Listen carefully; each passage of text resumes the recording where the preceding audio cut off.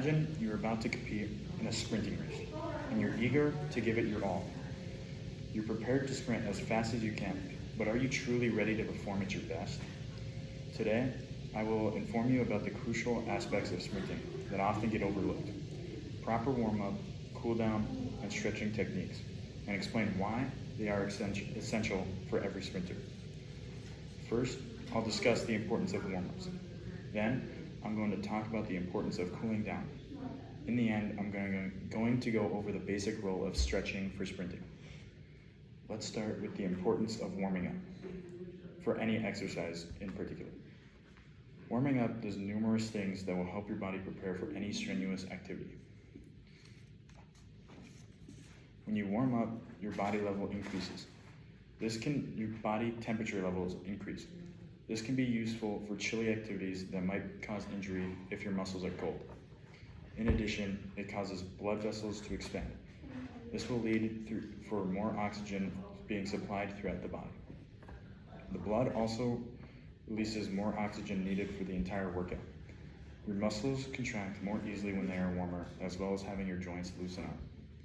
The brain also engages more with your body, and your heart rate will slowly increase, making the workout less stressful for your heart. Some warm-ups are not for everyone, however, but don't worry. There are many ways to warm up, including active, passive, and dynamic stretching. They all can improve performance if they aren't too taxing. Passive warm-ups raise your body temperature by outside means, such as a sauna or a hot bath. They don't offer all the benefits as active warm-ups and are mainly used to maintain body temperatures. Active warm-ups are the most common. They can really be anything that includes skipping, jumping, or bounding. Dynamic stretching is used to mimic the upcoming activity, such as lunges, skipping, just build-ups in general. It is meant to get the body loose and ready without losing too much energy needed for the workout. Now that we understand the significance of warm-ups, let's move on to our next point, the importance of cooldowns.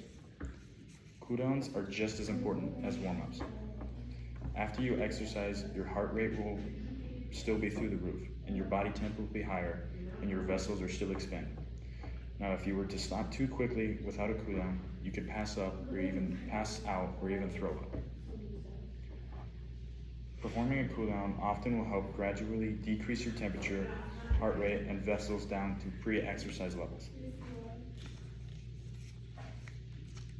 There are different ways people could cool down.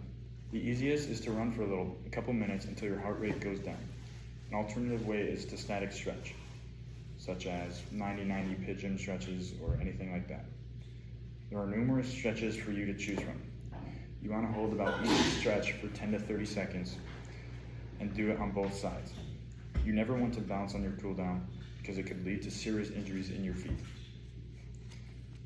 Finally, let's move on to the most important piece of sprinting, stretching and injury prevention. There are tons of things you can do to prevent injury. First of all, you don't want to rush right into things. If you immediately start off sprinting, you are more susceptible to injury.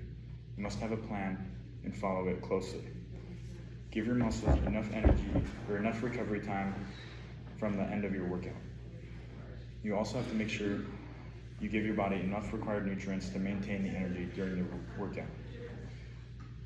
You have to make sure you're eating right foods and drinking enough water to not have muscle fatigue. My personal experiences were my freshman year, I injured both hips because I didn't give enough time into stretching and injury prevention.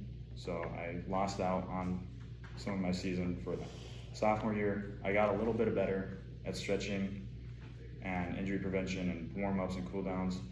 And I didn't get injured until the end of the season, but I ended up coming back through hyperbaric oxygen chamber. And my junior year, I really took time into stretching, warm-up, cool-downs, injury prevention, and I ended up having an injury-free season. Furthermore, we now near the finish line of our discussion.